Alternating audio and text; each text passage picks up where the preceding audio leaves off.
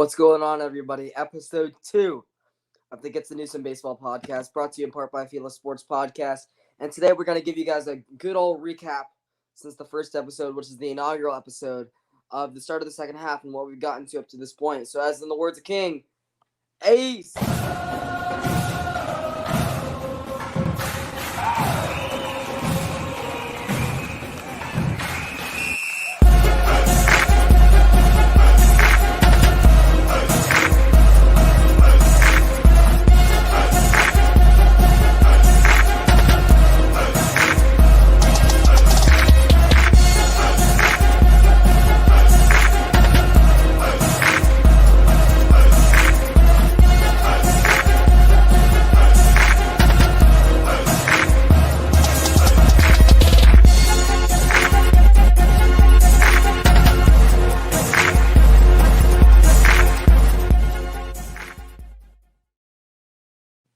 And welcome into the second official episode of the Get to Newsom Baseball Podcast. I'm your host, Blake Newsom, on the FILA Sports Podcast channel. And today we're going to give you guys another recap that's been going on since the start of the second half for your Atlanta Braves. And it's safe to say we've been in a 2-week period where it's been do or die for the ball club. And we'll get into why in just a sec for the casual baseball fans out there. But I do want to say that this podcast is brought to you in part by the official energy drink of the FILA Sports Podcast. Use code RAISE at checkout to get 15% off your order. That is code RAISE. So now that we got the promotional stuff out of the way, let's get into some action. It has been a whopping 9 days since I've last done an episode, but I've been in New York and in Connecticut with family. But either way, what's been going on with everybody? It's been a tough year for Braves baseball, to say the least.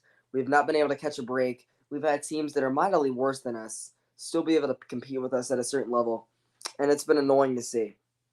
But all we can say is we got another week or so to live. As of now, the Atlanta Braves stand at 48-49, 4 games back in first place. And within about an hour of this recording or live show, they will have the rubber game matchup, the fourth and final matchup, looking to take a series outright versus the Philadelphia Phillies. Now, the Braves have had an okay start to the second half, something that we didn't want to see because we knew that the team was in a do-or-die mode. And they came out on Friday, July the 16th with multiple leads to the first place at the time AL East leader, Tampa Bay Rays, went out and lost that ball game 7-6.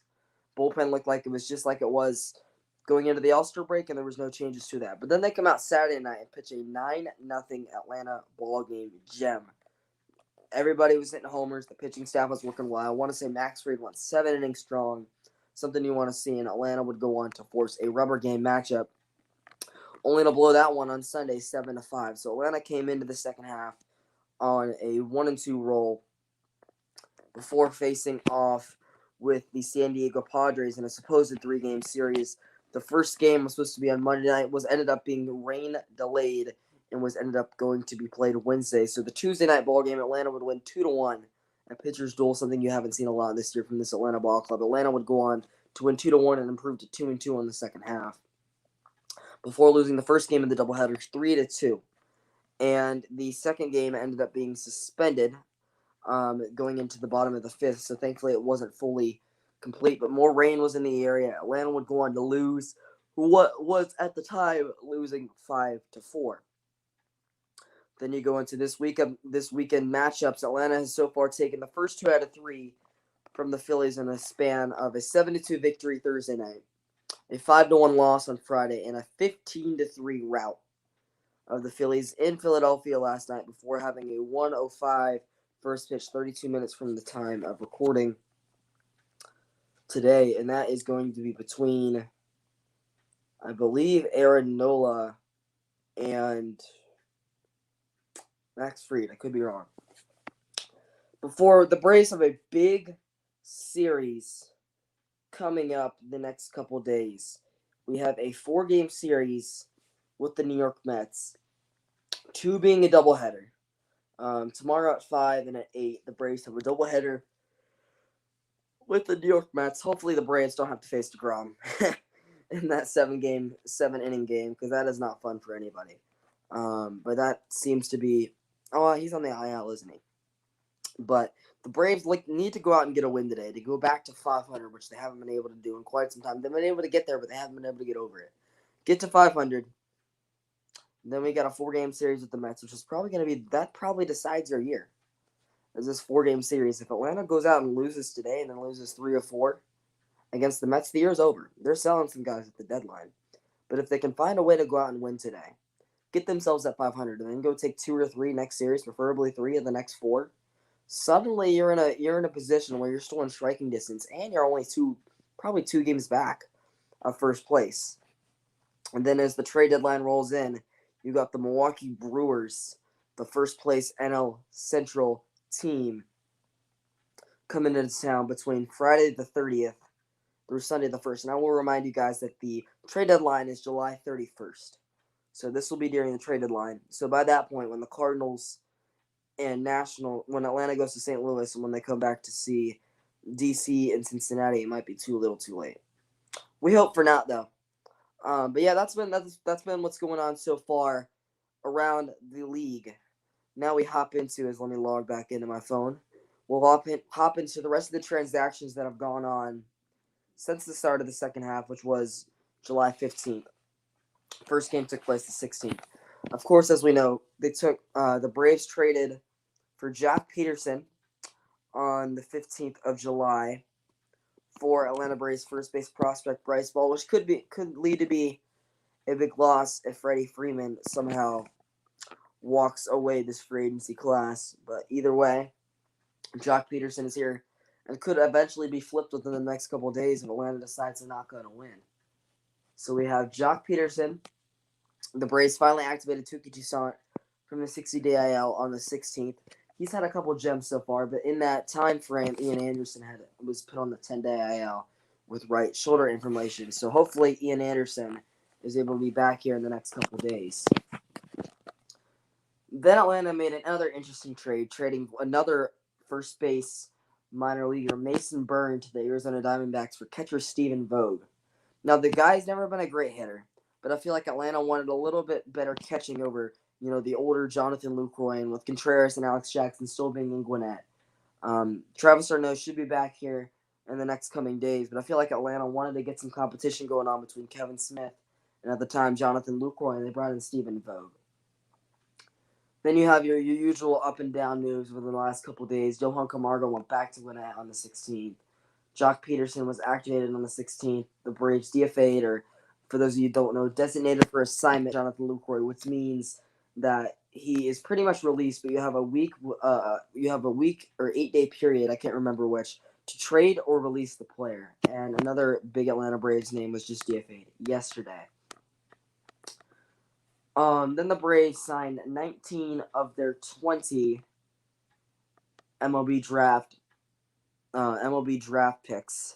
I think the last one that they didn't sign ended up going to college. So that's unfortunate. But yeah, AJ Minter was optioned to Gwinnett on the 19th. Everybody loved to hear that. Kyle Muller was brought back up. Let's see, what else did I miss? I missed something. Oh yeah, Ender Inciarte was put on the 10-day IL on the 19th. Alex Jackson came back from the 60-day IL. He's back in Gwinnett. I hope he can maybe rake here the next couple of days, because I wouldn't be surprised if the Braves ship him on to someplace else.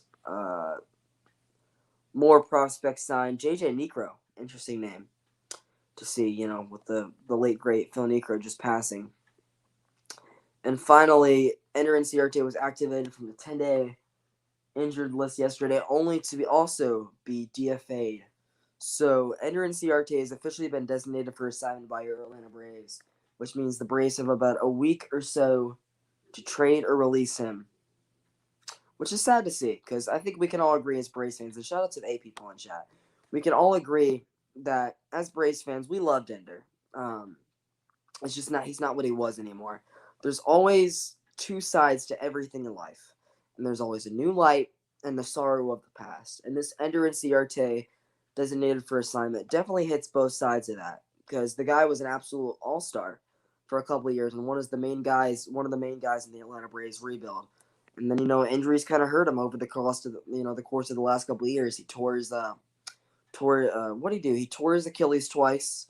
he broke his ankle, and that really cost him almost all of 2019. And then he came back and hurt himself again. In 2020, he never really came back to form. Austin Riley kind of patrolled the outfield there for a little bit. They moved Acuna over to center. It's sad to see, but ultimately there's nothing really you can do. The past is in the past, and we wish him the best without the rest of his baseball ventures. I don't know if I could ever see him being on a contending team again. I can see him hopping around or not. I could see him going back to Venezuela, his home country, and playing some ball down there, which is very competitive, and I could see him making it down there. But yes, I do want to highlight this comment by WB Stump. I do agree. This Mets series is going to be one of the most important series of the year. I wouldn't say ever, because there's many years of baseball, and it's hard to control that. But I do believe that this series, especially if Atlanta loses today, will probably decide your year. You got a 4-game series with the first place New York Mets. Currently 4 games. We're either 3.5 or 4 games back as of time of recording. And Atlanta needs to go out and probably win the day and hopefully get 3 or 4 out there in New York. If you drop one of the doubleheaders, fine, but you got to go out and get the next 2. And suddenly Atlanta will probably only be a game and a half back with the trade deadline right there, so they might be able to go make a strike. But, baby steps. First, you got to win today. Get to 500. Then you got to hope to take at least 2 in that series, maybe a third, to be able to keep some ground. And then finally, when the Milwaukee Brewers come to town, you got to win those games and go get another trade deadline acquisition to help this ball club. Whether that's a Craig Kimbrell, whether that's another bench bat, it all remains to be seen. Because I think it's safe to say Irae and Pablo Sandoval are both ice cold. Panda is still good for his hugs. Irae is still good utility guy that can play anywhere in the field. But it's safe to say that the Braves got some work to do, and they got to do it quick. Otherwise, the year is over. And even if the year is over, I will say that this team will be back next year. It will be more of a retail. The Braves will go out and get some guys, and they will be right back in contention next year. At least we can hope. But that's all I really wanted to say. I hope that these episodes get longer here in the next coming weeks. As I said, 2022 I think will be the bigger year for this show. Thank you guys all for coming along on whatever channel or whatever Twitter page you guys have been on. As for me, I'm Blake Newsom, your host of Get to Newsom Baseball. Hope the episodes get longer soon. Braves will be on in about 25 minutes, so make sure you guys enjoy, kick back, and watch some Sunday baseball. But as for me, I'm the Atlanta Kid. Hey, what's up, Mike? And I'll see you guys next time. Go Braves. Chop on. Thank you for letting me tell you guys on how to get to Newsom Baseball. Peace!